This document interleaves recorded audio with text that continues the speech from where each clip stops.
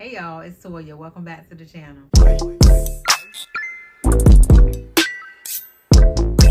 Yo, I gotta pull my notes up real quick. I just want to come and give you ladies some tips, quick little tips, maybe things that you're not thinking of or considering before you have surgery. Beforehand, I do have a playlist of all of my hysterectomy, I get tongue-tied saying it, all of my hysterectomy videos that I made. And just a little backstory, guys. I had my hysterectomy in December 2020, and I had a total abdominal hysterectomy, so everything was taken out except for my ovaries.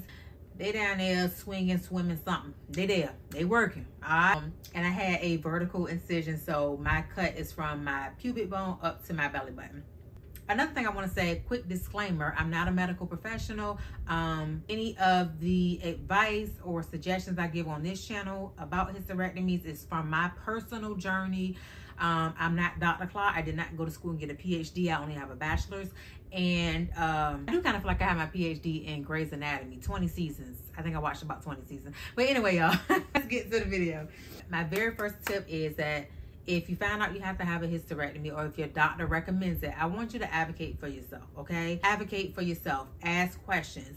Ask what to expect. If you want to get a second opinion, go see another doctor. I mean, it's plenty of them out here. Go see another doctor. Go see a specialist. Go see your primary care physician. See how this is going to affect you and your body. You know, before I had my hysterectomy, I talked to 2 gynecologists and I talked to my primary care physician. So advocate for yourself. If you don't have to have a hysterectomy, don't have one. Like, I'm not saying anything's wrong with it, but I'm also not an advocate for women to be out here having hysterectomies. I was just telling my friend this like a couple weeks ago. Like, I feel like if you were born with it, God gave it to you for a reason. You need it. I want to just be out here saying, here you go, take my uterus. I made that decision because it was the most permanent decision.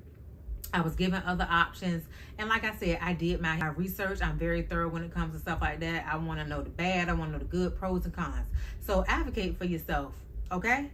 If there are other options outside of having a hysterectomy, explore those options. Advocate for yourself. Do not be afraid, okay? Tip number 2, if you work a full-time job, I want you guys to speak with your insurance company or your HR department and find out what your benefits look like, okay? Before having a surgery. Find out if you should have a surgery at the beginning of the year, at the end of the year, middle year. Find out how much time off you have. Do you have short-term disability? What is your payout percentage going to be? Most jobs, I think they do between like 60 to 80% of your pay. So that means while you're out, you may not even get 100% of your pay. And you also need to know, are you going to get paid at all? Especially if you're about to have a hysterectomy in 2024, like inflation is through the roof. Everything is expensive. So we want to make sure that you are comfortable and being paid. Bruh. So the last thing you want to be worrying about when you're out having surgery, recovering, is a paycheck, how much you're getting paid. We don't want you to even be stressed. I don't want you to be stressed. I want you to be out. I want you to be relaxed. I want you to be getting paid and be comfortable. Okay, so find out from your benefits department if you need to call your insurance company. I think you have to let them know that you're having this surgery. And then let your employer know how long you're expected to be out. Don't just leave and be like, y'all, I had surgery, I'm out. Don't do them like that, okay?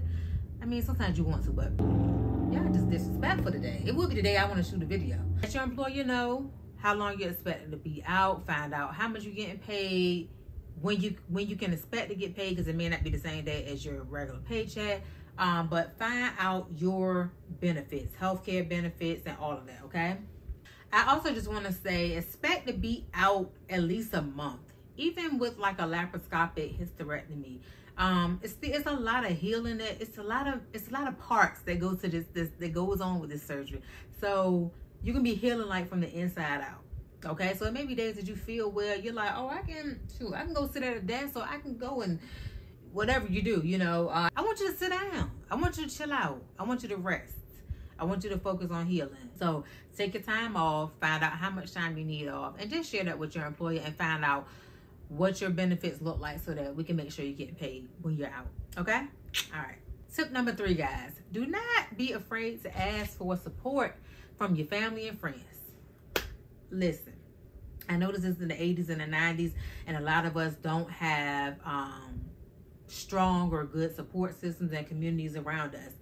But if you have a co-worker you can depend on, a neighbor you can depend on, a one friend you can depend on, the mailman. If you have somebody that you can depend on to help you after your surgery, I feel like it's just going to be the best thing for you. Whether it is just looking in on you, seeing if you need anything from grocery stores, if you need somebody to come and help clean, if you need somebody to help you bathe, you may not. I mean, that's kind of creepy. But whatever you may need help with, see if you can have just one person stop by and check on you every other day. Maybe you have animals. You may need somebody to walk your dog, come and, you know, just help you out. See if you can find one person just to help you out, at least the first week. I feel like the first week is probably going to be the most important. Like, you really going to need help during that first week, okay? If you don't have help, you like, girl, look, I ain't got nobody. Ain't nobody coming to see me, whatever. Just prepare yourself before surgery. I know that a lot of people live alone. We have a lot of single women now. We have a lot of women that are out here and don't have the support system. So if you are in that number, then just make sure you prepare yourself beforehand. Go and get you some groceries, cook you up some food, clean your house from top to bottom. Do all of this before your surgery so that you really can just relax and chill. If you don't have the support, I definitely understand, and you gotta do what you gotta do, but just prepare yourself before surgery so that after you've had surgery, you don't have to really worry about anything. You can just relax and recover. I remember when I had my surgery, I had my friend, she came and she bought some Alfredo. She baked us some cookies. My mom and dad came over. My mom bought stewed chicken and rice one day. So I'm rambling. You got one person you can depend on, y'all. Call that person up. Let them know. Don't wait till the week of your surgery and be like, girl, I need you. Let them know beforehand. Hey, I'm having surgery September 17th. Let them know now. What's this, July? We're in July. If you having surgery in August, September, October, let them know now. Hey, girl, I might need you. Hey, man, I might need your support. I might need you to come in and look in on me a couple days. Is that okay? That first week, like I said, guys, it's probably going to be the most crucial time. And I feel like everyone is going to need somebody to check on their well-being, whether it's their physical or mental state, okay? So don't be afraid to ask for help. And ask for it now. And then my last piece of advice, guys, is I want to make sure you're doing your research before you have surgery. A lot of times you may go in expecting one thing and you get on the operating table and they've had to do something else. I know when I had my surgery, my doctor told me it was only going to be like 3 hours.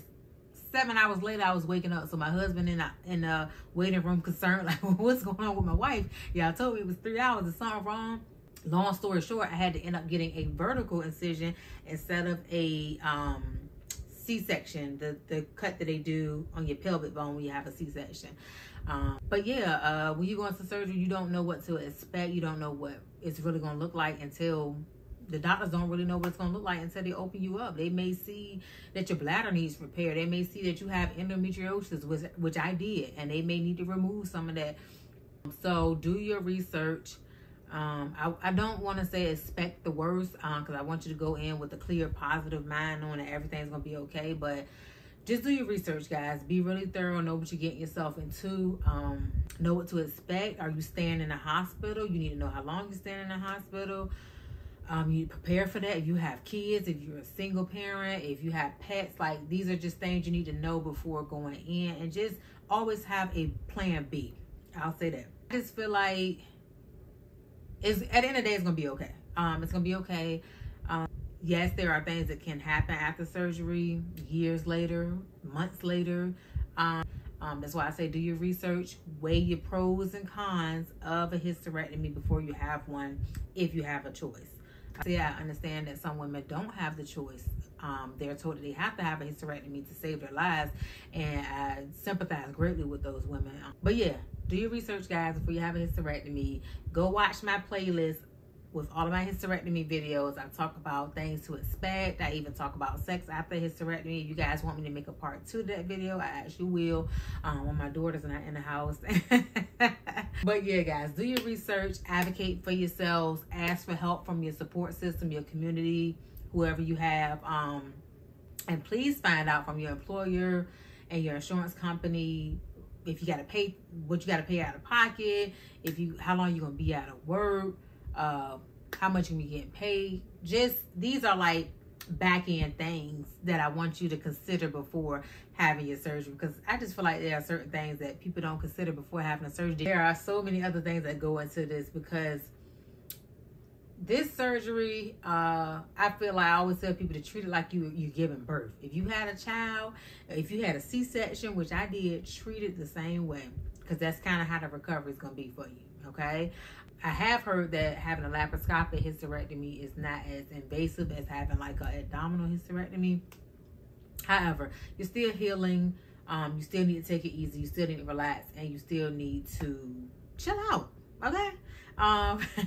So those are the tips that I have for you guys. Like I said, I want to make this video short and sweet. I hope that helped. Leave me some comments down below. If this video helped you, please don't forget to give it a thumbs up and hit that subscribe button, y'all. And as always, be safe, be blessed. I love y'all. Until next time, peace.